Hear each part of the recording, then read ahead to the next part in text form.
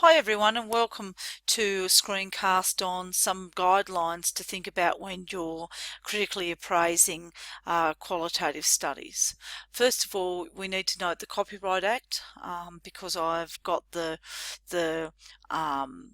article we're going to look at today from the library. Okay.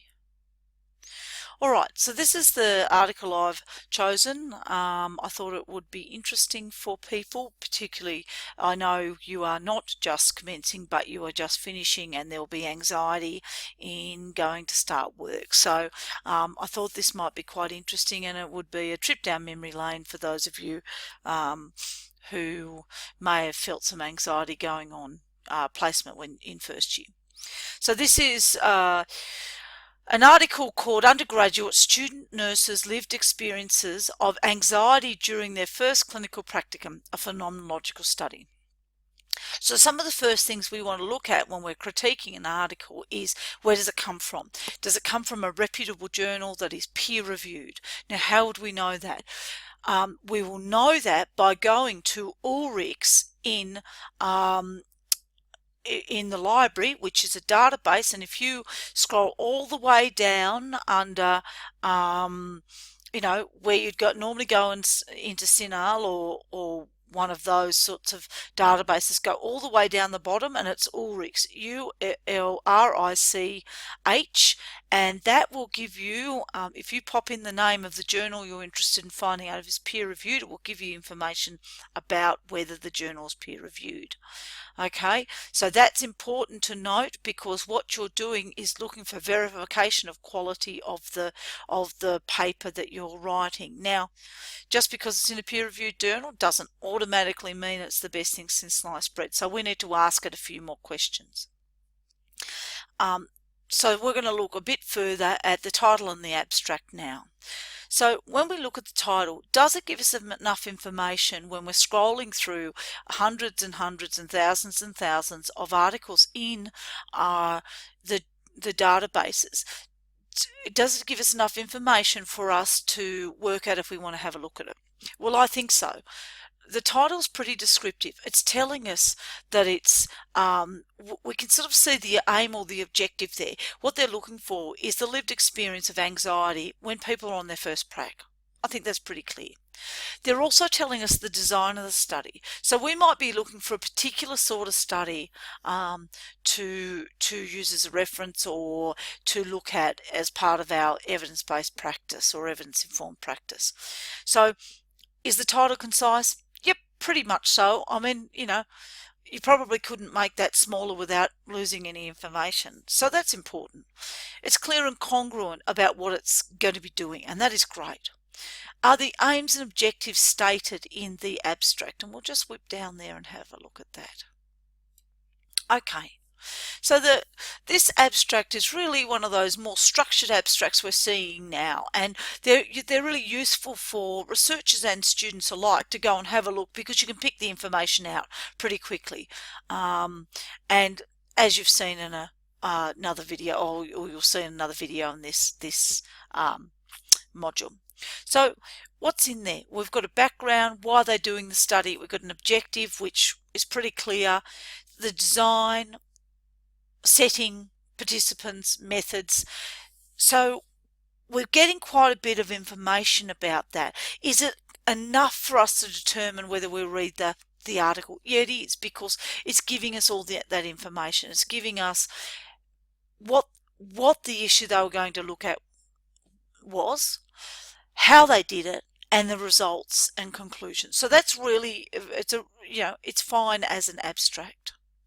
So if we go on, so in the introduction, we've got an introduction here. Some journals might call their introduction, they may just have a short statement, then a background, which is their literature review.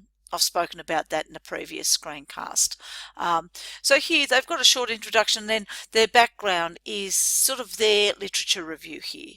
Okay, is it appropriate? What are they looking at? They're looking at a definition of anxiety. Absolutely great, because as we might be interested in looking at students' experiences generally at university, but don't have a lot of background in anxiety of this. So we might know, we might say, oh yeah, I know what anxiety is, but could I define it? Well, maybe not. But here's a very good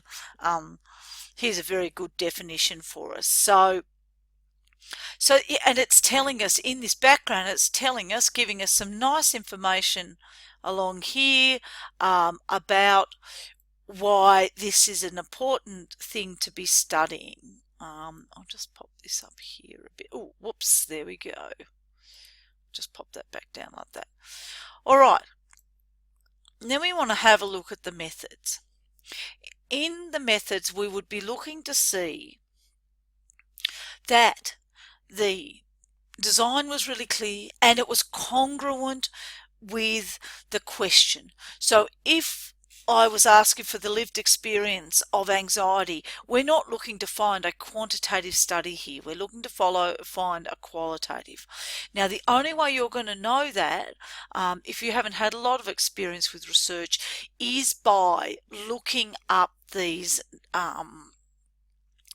study types. So for example, if you come here and have a look at phenomenology, you may not have had a lot of experience with reading those particular study types, and so now would be the time to have a look both in your text and in other appropriate and valid sources for what that is, to understand whether this study has undertaken their study with a method that is going to answer the question. And what I would say is yes, it has. So we'll be looking for that congruence between research question, aim, or objective. Sometimes you have one of them, sometimes you have a couple of them. The design, the participants, the way they did their data collection, data analysis, and how they wrote it up. So you'd be looking to have congruence through the method. Okay, participants. So we'd be looking to have to determine that our sampling method was appropriate to the particular design that we have. Now, this is a purposive sampling, and again, if you don't know what that is, this is the time to go and look that up and determine whether it would be appropriate to use this sampling method with phenomenology. And I can tell you that it's absolutely appropriate. So there'd be the sort of things that you're going to be commenting on in your critique. So you'll be having a statement like, in this study, a purposive sampling method was used. And then you'll say this was entirely appropriate with the phenomenological design because it allowed the researchers to get at the rich information data now, or be able to look at the participants that had had the experience. You need a reference for that back part of the sentence, okay? Because I need to know that you really understand what purposive sampling is, and because of course you'll have needed to look it up in most cases, so you'll need to have a reference for that. And after 3 years of university, most of you know that anyhow, but I'm just reminding you. Okay, so you'd be looking to determine whether that's appropriate. You'd be also looking down further in this data collection section here to understand whether the number of participants and the way in which they collected data was appropriate with the design.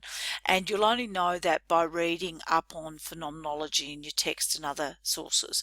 So they're using semi-structured interviews, and that is entirely appropriate.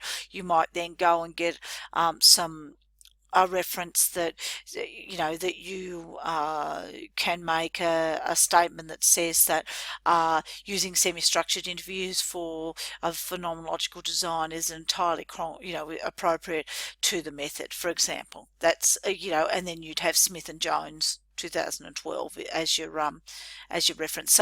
So you're making those kind of judgments. All right, you're looking at the process of the study. You're not actually telling me what the study is about. Okay, it's really important. Now, just out of screen is ethical consideration, but this being a PDF jumps all over the place, so I can't show you that. But for the ethics stuff, what you be, and you can see here's the top of, here is the bit where it's the bottom from the page before. It's telling you what they needed. And on the page before, there is an ethics number from the University Ethics Committee. So you also need to comment on that in your paper. So you'll need to say things like detail of ethical approval was discussed in the paper with, you know, appropriate information about ethical how they're going to undertake the study in an ethical way. And you might then say that they made comments about confidentiality, and you might then make a statement about that this is important for any sort of research, Smith and Jones, for example. Then they've got, because this is a qualitative study, they are going to deal with rigor a little bit differently than a quantitative study. So they're looking at credibility, transferability, dependability, and confirmability.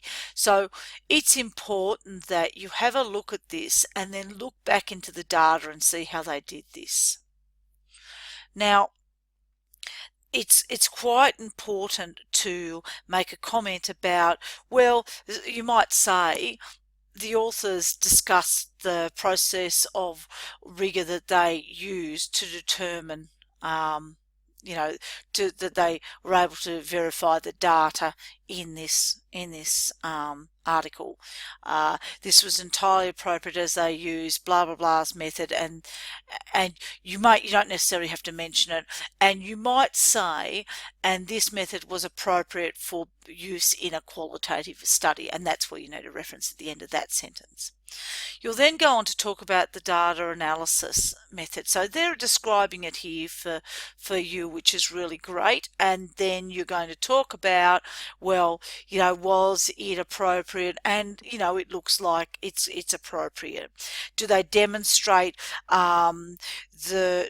to the reader that the findings are appropriate with both the data collection and the data method? Well, it certainly seems so, because they're using, as I said here, they've talked about themes and sub-themes, and they're talking about a theme here,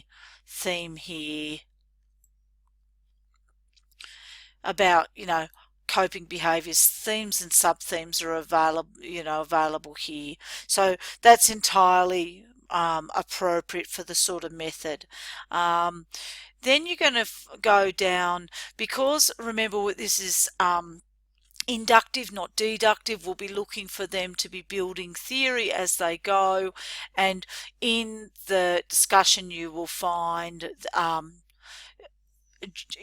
information about that, and they might talk about how anxiety can be part of that early practicum, so therefore these are the sort of things that could be done to assist them.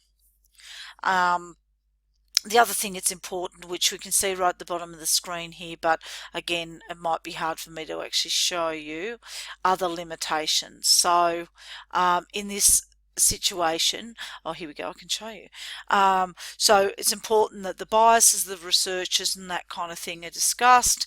You then can see what the limitations are and how they impacted on the study. And look, the second point's very interesting. It says nurses who are very anxious may not have been able to talk about those experiences, and that's really very important here. And it's important to have your feelers out for if you can see students that are like that, or see friends that are like that.